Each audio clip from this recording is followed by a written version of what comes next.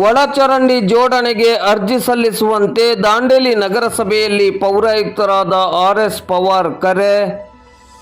ದಾಂಡೇಲಿ ನಗರ ವ್ಯಾಪ್ತಿಯಲ್ಲಿ ಕರ್ನಾಟಕ ನಗರ ನೀರು ಸರಬರಾಜು ಮತ್ತು ಒಳಚರಂಡಿ ಇಲಾಖೆಯಿಂದ ಈಗಾಗಲೇ ಒಳಚರಂಡಿ ಯೋಜನೆಯು ಕಾರ್ಯಗತವಾಗಿದ್ದು, ಮನೆಗಳು, ಅಪಾರ್ಟ್ಮೆಂಟ್, ಫ್ಲಾಟ್, ಶೈಕ್ಷಣಿಕ ಸಂಸ್ಥೆ, ಆಸ್ಪತ್ರೆ, ಸರ್ಕಾರಿ ಕಚೇರಿಗಳು ಹಾಗೂ ಇತರೆ ಕಟ್ಟಡಗಳಿಗೆ ಒಳಚರಂಡಿ ಜೋಡಣೆಯನ್ನು ಮಾಡುವುದು ಅವಶ್ಯವಿರುತ್ತದೆ.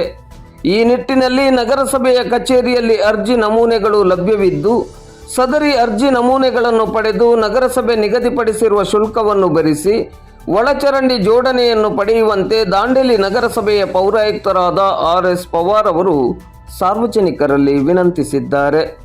ಈ ಬಗ್ಗೆ ಇಂದು ಗುರುವಾರ ಅವರು ನಗರಸಭೆಯಲ್ಲಿ ಮಾಧ್ಯಮಕ್ಕೆ ನೀಡಿದ ಹೇಳಿಕೆಯಲ್ಲಿ ಈ ಬಗ್ಗೆ ಹೆಚ್ಚಿನ ಮಾಹಿತಿಗಾಗಿ ನಗರಸಭೆಯ ಆರೋಗ್ಯ ವಿಭಾಗದ ಶುಭಂ ರಾಯ್ಕರ್ ಅವರನ್ನು ಸಂಪರ್ಕಿಸಿ ಹೆಚ್ಚಿನ ಮಾಹಿತಿಯನ್ನು ಪಡೆಯಬಹುದೆಂದು ತಿಳಿಸಿದ್ದಾರೆ.